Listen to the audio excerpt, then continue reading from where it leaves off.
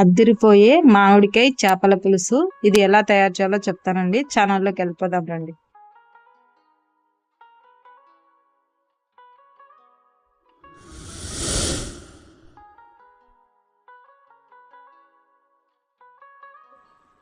ముందుగా 1 కిలో చేపలు తీసుకొని నీట్గా నిమ్మకాయ ఉప్పు వేసి బాగా నీట్గా వాష్ చేసుకొని అందులో మ్యారినేషన్ కోసం ఉప్పు పసుపు కారం వేసుకొని మ్యారినేట్ చేసుకొని చేపలు 1 అవర్ పక్కన పెట్టుకోవాలి. బాగా మసాలా పడుతుంది. అందులోకి 2 స్పూన్లు ధనియాలు, 1/2 టీ స్పూన్ ఆవాలు, 1/2 టీ స్పూన్ జీలకర్ర, 1/4 టీ స్పూన్ మెంతులు వేసి దూరగా వేయించి పక్కన ఉంచుకోవాలి. చల్లార్చుకోవాలి. పచ్చిమిర్చి, నానబెట్టుకున్న చింతపండు, ఆనియన్ పేస్ట్, టమాటా పేస్ట్ ప్యూరీ తీసుకోండి. ఇందులో ఏమేమి వేసానో కర్రీ వండేటప్పుడు చెప్తాను. మామిడికాయ మన బెస్ట్ అండి, ఫస్ట్ ఇంగ్రీడియంట్ అదే. మామిడికాయ చాలా టేస్టీగా ఉంటుంది. చూడండి, ముందుగా స్టవ్ వెలిగించి చేపలు వండుకునే బాల్ని పెట్టుకోవాలి. చేపలు వండుకునేదంటే కొంచెం వెడల్పుగా ఉంటే బాగుంటుంది. వేడయ్యాక మనకు సరిపడా ఆయిల్ వేసుకోవాలి. ఆయిల్ కొంచెం ఎక్కువే పడుతుందండి. నాన్ వెజ్ కర్రీస్ అన్నిటికీ మామూలే, పడితేనే టేస్ట్ బాగుంటుంది. కొద్దిగా ఆయిల్ ఎక్కువే వేసుకొని వేడయ్యాక పచ్చిమిర్చి కరివేపాకు వేసుకోండి. ఇవి బాగా ఎర్రగా దోరగా వేగాలండి. పచ్చిమిర్చి బాగా వేయించుకుంటే మంచి కలర్ వస్తాయి. అవి బాగా వేపుకున్న తర్వాత మనం ఆనియన్ పేస్ట్ చేసుకున్నాం కదండి, అది కూడా వేసుకోవాలి. అందులో ఏమేమి వేసానో చెప్తాను.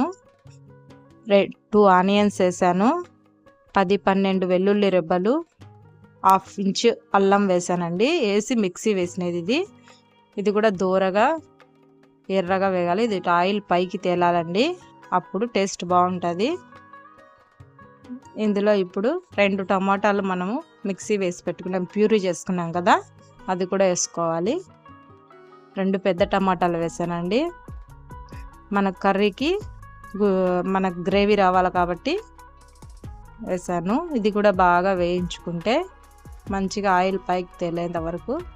తర్వాత సరిపడా పసుపు, సరిపడా రాళ్ళుప్పు వేసుకోవాలండి. మన టేస్ట్కి తగ్గట్టు రాళ్ళుప్పు. కారం కూడా అంతేనండి, మనం ఎంత తింటామో చూసుకొని, కారంగా తినే వాళ్ళ కారం, తగ్గించుకునే వాళ్ళు తగ్గించుకొని వేసుకోండి. ఇది కూడా బాగా ఫ్రై చేసుకోవాలి. బాగా ఫ్రై చేసుకున్న తర్వాత చింతపండు మనం ముందే నానబెట్టి ఉంచుకున్నాం కదండి, ఒక పెద్ద నిమ్మకాయ సైజ్ అంతా నానబెట్టుకొని ఉండాము. దాన్ని బాగా గుజ్జు తీసి ఇందులో బాగా ఫ్రై అయిన తర్వాత ఇందులో పోసేయాలి. చింతపండు రసం తీసి వేసుకోవాలండి, పిప్పి వేసుకోకూడదు. రసం తీసివేసి మనకు చేపల మునిగేమైన వాటర్ కూడా వేసుకోవాలి. చేప ముక్కలు మునిగే వరకు వాటర్ వేసుకుంటే ముక్క బాగా ఉడుకుతుంది. ఇప్పుడు మ్యారినేట్ చేసిన చేప ముక్కలు ఒకటిగా విడివిడిగా వేసుకోండి.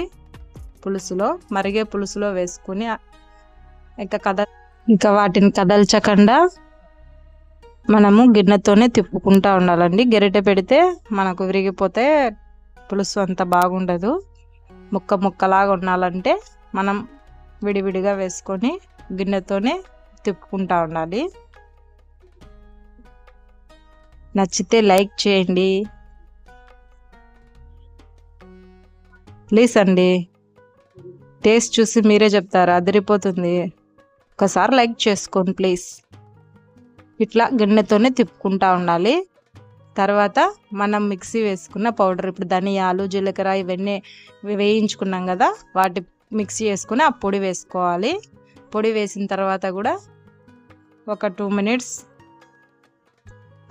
కదుపుకొని 2 మినిట్స్ వదిలేయాలి.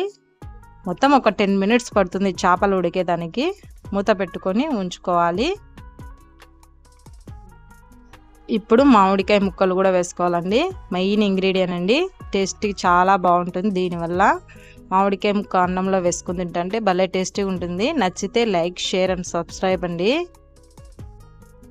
ఇప్పటికే 50 దగ్గర సబ్స్క్రైబర్లు ఉన్నారు. లైవ్ కూడా పెడతామండి. ప్లీజ్ షేర్ చేయండి, లైక్ చేయండి, కామెంట్స్ కూడా చేయండి. 10 నిమిషాలు ఉడికిన తర్వాత కొత్తిమీర చల్లుకొని దింపేసుకోండి.